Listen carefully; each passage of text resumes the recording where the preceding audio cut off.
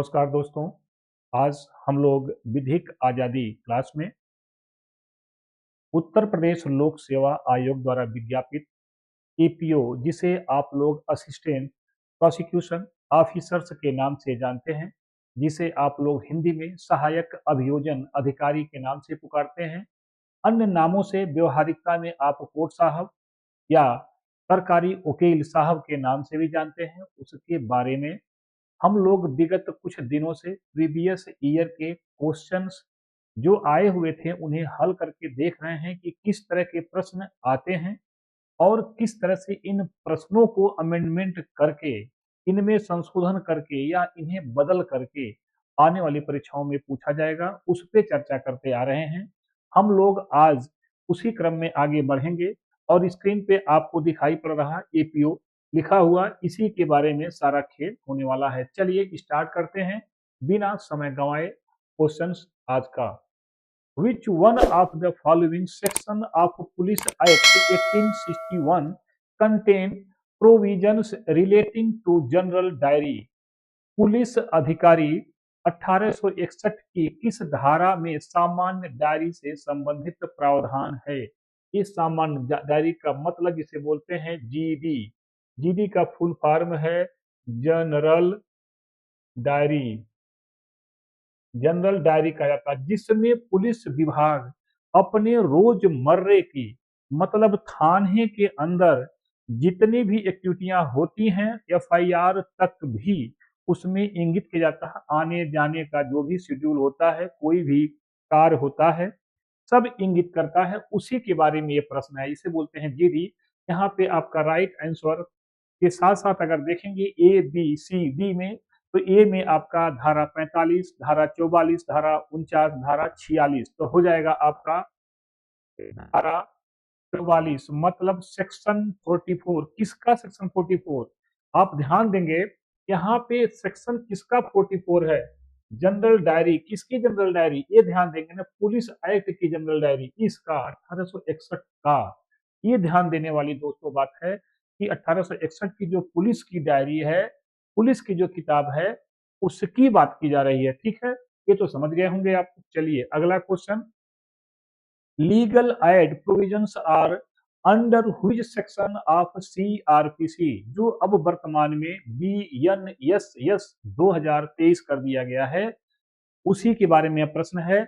अब बीएनएस की जो बात आती है, किस धारा में विधिक सहायता का प्रावधान है? यहाँ पे देखेंगे, यहाँ विधिक सहायता के प्रावधान की बात की जा रही है, मतलब लीगल आपको सपोर्ट की बात की जा रही है। लीगल सपोर्ट की बात जब आप जानते हैं कि 1976 में 39वां जो आपका भारतीय संविधान का अनुच्छेद है, उसमें ये जोड़ा गया और उसमें स्पष्ट किया गया डीपीएसपी में, क्योंकि यह आर्टिकल डीपीएसपी का है, directive principle of state policy, जिसे आप लोग नीति निर्देशक तत्व के नाम से जानते हैं।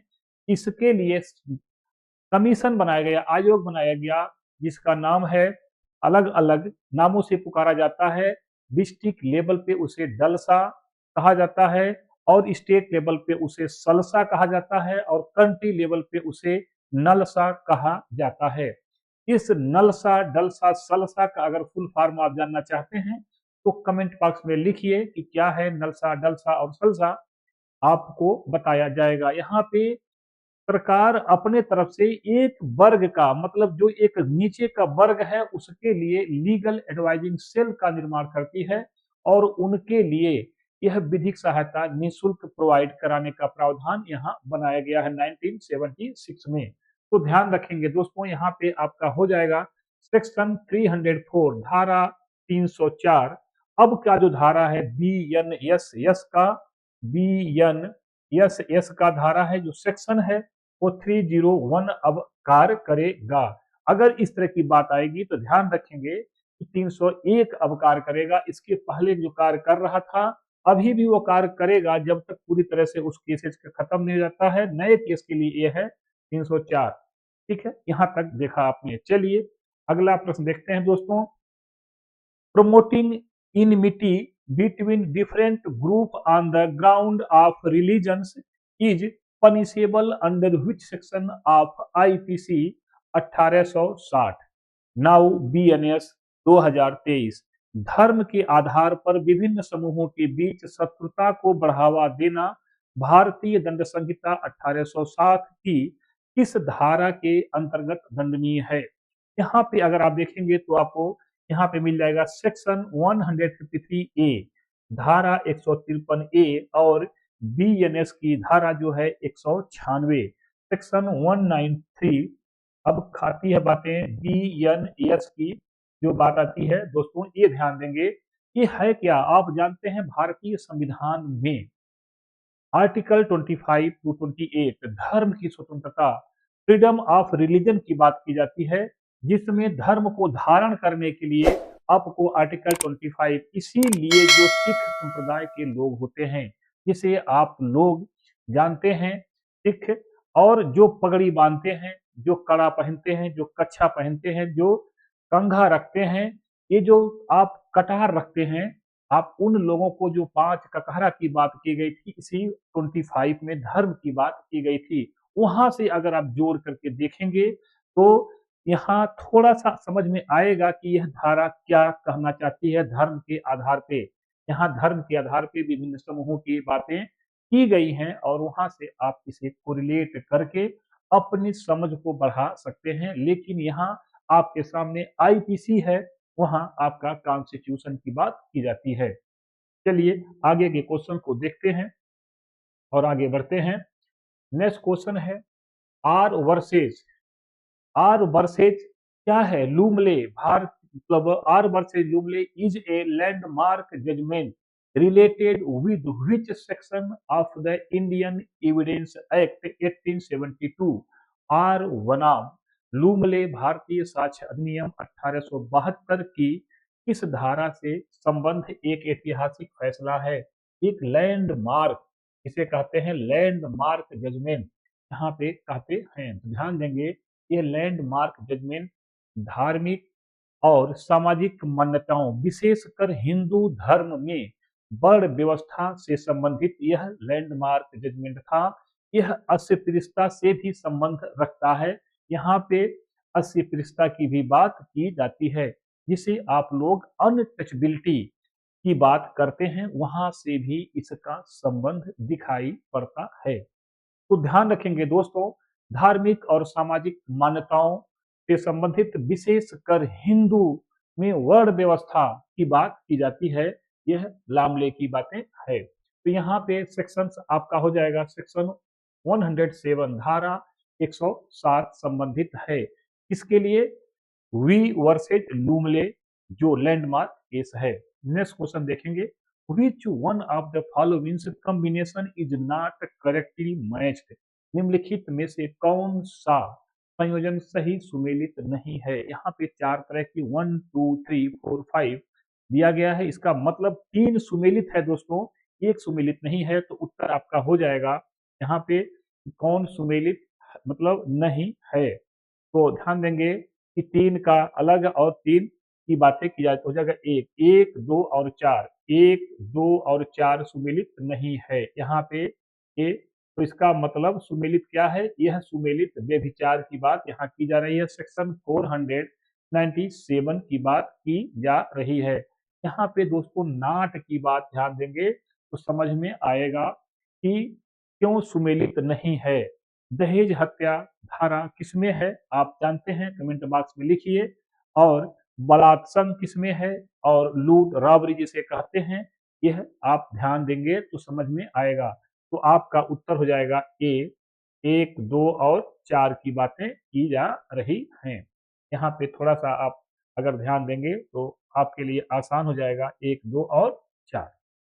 यह ध्यान आपको यहाँ देना है दोस्तों कि ये सेक्शंस किसके लिए हैं, इसको भी आप प्रैक्टिस कर लेंगे तो आपको समझ में आएगा कि यह सेक्शन किन किन चीजों के लिए रिस्पॉन्सिबल है और किन किन चीजों के लिए रिस्पॉन्सिबल नहीं है, ये ध्यान देंगे। Next question, which section of the Police Act 1861 is related to village police officer? Police अधिनियम 1861 की कौन सी धारा ग्राम पुलिस अधिकारी से संबंधित है? यहाँ पे आपको सेक्शन 21, 20, 23 और 22 की बात की जा रही है। तो यहाँ पे धारा 21 से संबंधित है। दोस्तों अगर थोड़ा सा दिमाग लगाएंगे तो आप समझ सकते हैं कि ग्राम पुलिस ऑफिसर का मतलब क्या होता है। ग्राम पुलिस का मतलब गांव में जो थाने की तरफ से नॉमिनेट चौकीदार होता है, जिसे कहते हैं वहां का ग्राम का एक पुलिस विभाग की तरफ से रखा गया मुखिया, वहां पे जो कार्य करता है उसे ग्राम का अधिकारी कहा जाता है, पुलिस ऑफिसर कहा जाता है, ग्राम पुलिस अधिकारी। उसकी नियमावली के अनुसार उसे महीने में मिनिमम 2 बार थाने में अटेंडेंस लगाना पड़ता है। तो यह सब प्रक्रिया कहाँ लिखा गया है? ये धारा 21 में लिखा गया है कि कब कब क्या करेगा, उसका साक्ष्य किस तरह से मान्य होगा। कोई भी घटना उस ग्राम सभा में घटती है तो सीधे उससे इसकी जानकारी बेसिक स्तर पे ली जाती है, उसके बाद अगली कार्रवाई की जाती है।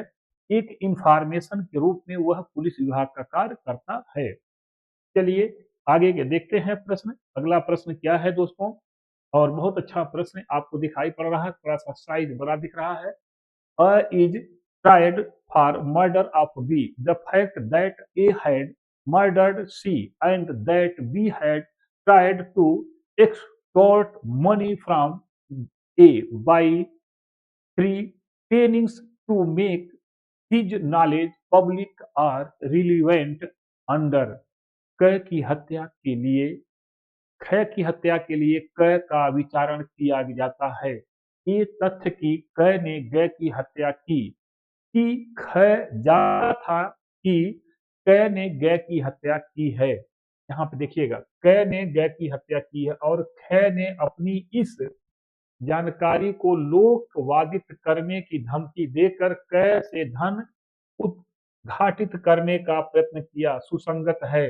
यहाँ पे लोक मतलब जिसका कहते हैं पब्लिक कर देंगे, मतलब वायरल कर देंगे। आज कहते हैं आजकल के लोग धमकी देता है। इस आजकल देखते होंगे कुछ लड़के लड़कियां या कोई भी व्यक्ति किसी का वीडियो बना लेता है और उसे ब्लैकमेल करता है, कहता है कि अगर मेरी बात नहीं मानेंगे या नहीं मानेंगी तो मैं इस वीडियो को सोशल मीडिया पे वायरल कर दूंगा।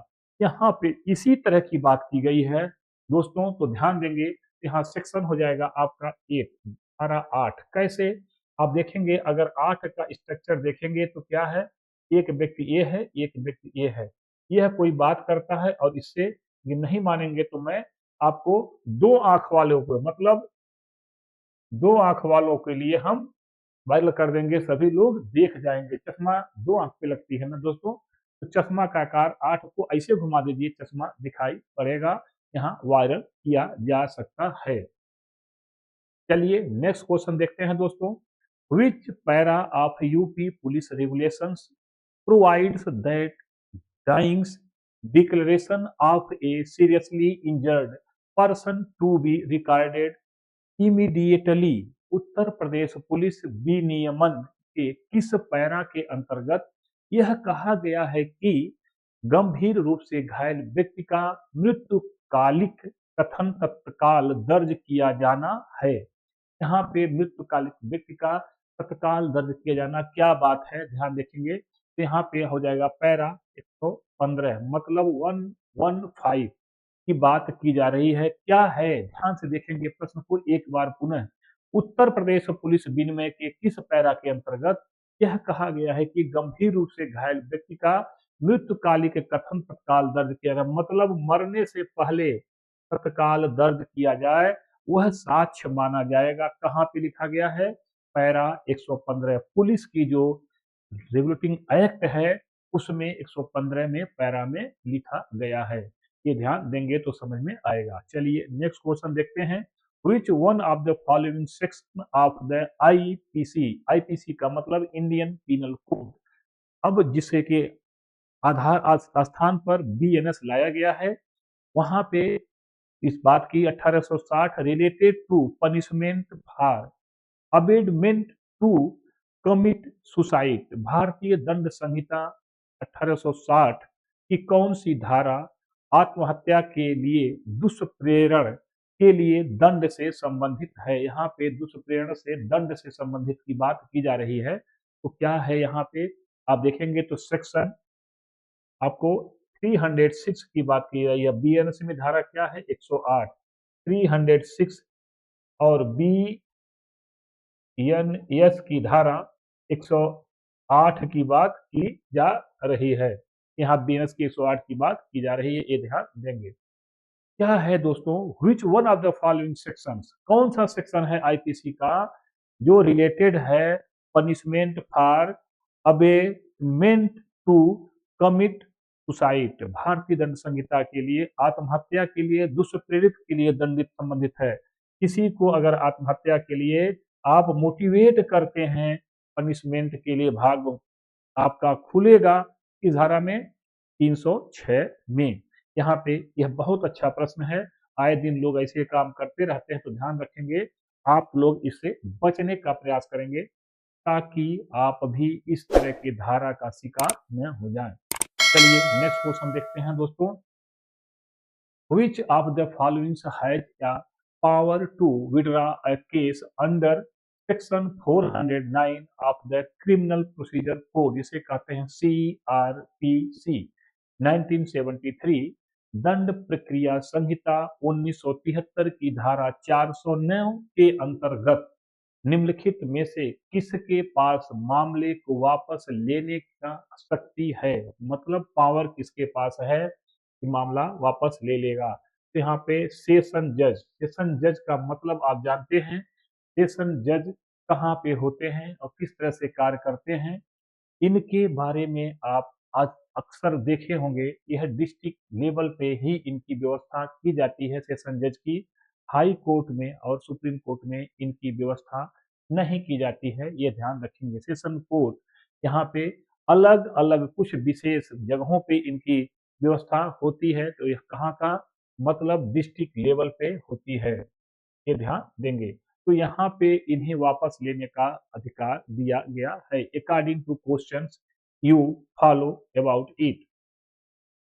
Next question, in which of the following cases constitutional validity of section 27 of the Indian Evidence Act was challenged on the basis of being violative of Article 14 of the Constitution। इस बाद में भारतीय साक्ष्य अधिनियम की धारा 27 की संवैधानिकता को अनुच्छेद 14 के उल्लंघन के आधार पर चुनौती दी गई है।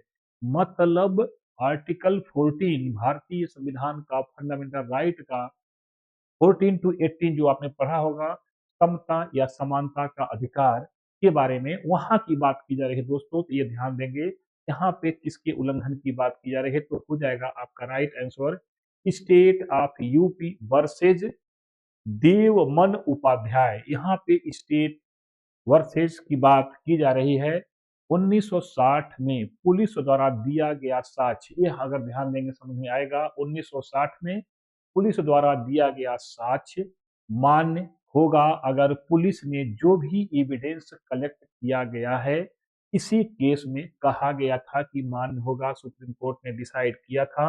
उत्तर प्रदेश राज्य बनाम देवमन उपाध्याय, देवमन उपाध्याय का केस बहुत फेमस था उस समय की, जो भी पुलिस साक्ष्य लेगी उसको मान किया जाएगा। चलिए नेक्स्ट क्वेश्चन देखते हैं दोस्तों।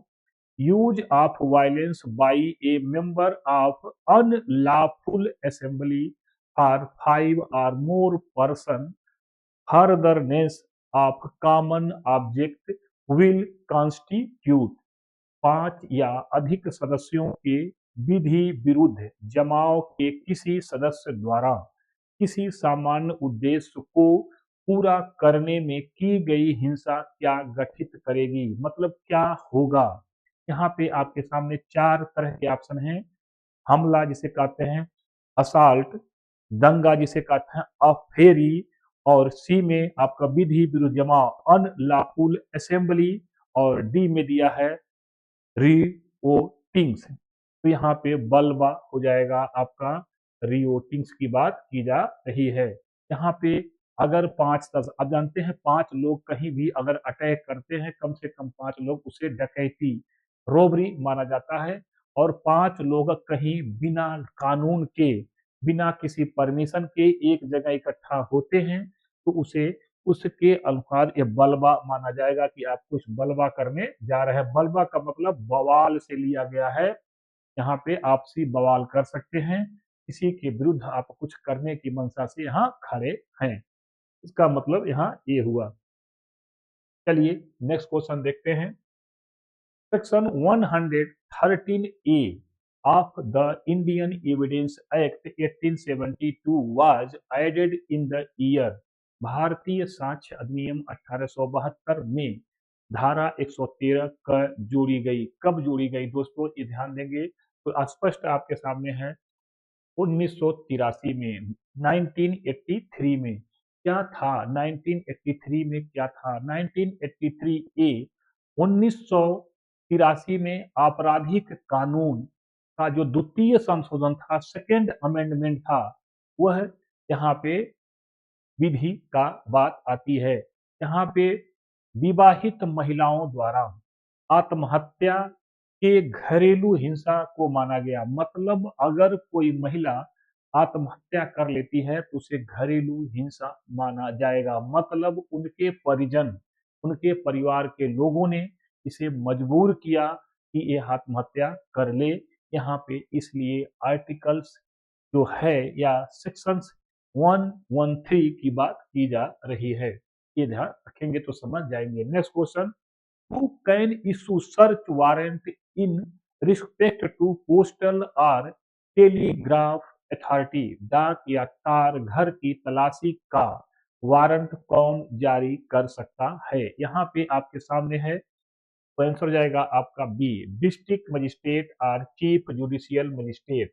मतलब जिला मजिस्ट्रेट से कहते हैं डीएम या मुख्य न्यायिक मजिस्ट्रेट कर सकता है। यह दोनों लोग डाक या तार की तलाशी, डाक या तार घर की तलाशी का वारंट जारी करने का अधिकार रखते हैं। डाक और तार घर तो अब खत्म हो चुका है, ये डाक घर की बातें रह गई हैं। यहाँ पे सर्च वारंट जारी करने का अधिकार इनके पास है। क्यों इनके पास है, क्योंकि यह अपने लेवल के टॉप के अधिकारी माने जाते हैं उस जगह पे, इसलिए इन्हें यह अथॉरिटी दी गई है। नेक्स्ट क्वेश्चन दोस्तों, which one of the following cases relates with dying declarations। निम्नलिखित में से कौन सा वाद मृत्युकालीन कथन से संबंधित है। यहाँ पे आप देखेंगे 4 ऑप्शन हैं। ए में दिया है क्वीन वर्सेज अब्दुल्ला, यहाँ पे बी में दिया है महबूब शाह बनाम राजा सम्राट, सी में आर बनाम प्रिंस, डी में आर बनाम गोरा चंद्र गोपी।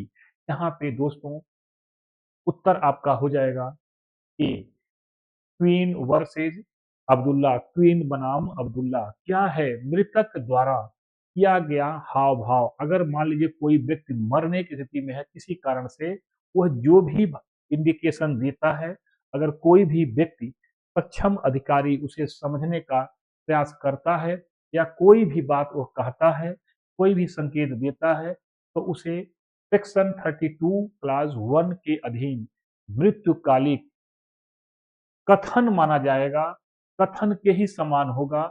यह बात हाई कोर्ट इलाहाबाद के 5 जजों के बेंच ने इस बात को, मतलब आप समझ सकते हैं 5 जजों का बेंच मतलब कॉन्स्टिट्यूशनल बेंच होगा। यहाँ पे इस बात को ध्यान रखें, संवैधानिक बेंच होगा, यहाँ पे ये फैसला दिया था। दोस्तों आपने इतना अच्छा क्वेश्चन देखा क्वीन बनाम अब्दुल्ला, तो क्या है क्वीन बनाम अब्दुल्ला, कमेंट बॉक्स में लिखिए। मैंने अभी बताया आपको बोर्ड के अलावा भी, क्योंकि विधिक आजादी आपका इंतजार कर रही है कि किस तरह से आप अपने को अपग्रेड कर रहे हैं। विधिक आजादी जो क्लासेज हैं, यह हर दिन कुछ न कुछ आपके लिए नया लेकर आता रहता है और आपको कहीं न कहीं ध्यान देंगे हर पे जो जानकारी देता है, यह आपको ऊपर अपग्रेड करने का प्रयास करता है। मतलब आप अगर अभी वर्तमान में एपीओ की तैयारी कर रहे हैं, तो ये मान लीजिए यह विधिक आजादी आपके लिए सिविल जज की तैयारी के लिए आपको प्रिपरेशन कर रहा है या एचडीएस के लिए तैयारी का प्रिपरेशन करवाने के प्रयास कर रहा है, क्योंकि इसका लेवल आपको ऊपर के पदों तक पहुंचाने का है। दोस्तों, आज हम लोगों ने जो एपीओ एग्जाम के प्रीवियस ईयर पेपर को देखने का कार्य किया, इसी तरह से हम लोग आगे भी कुछ न कुछ लेकर आएंगे और देखते चलेंगे।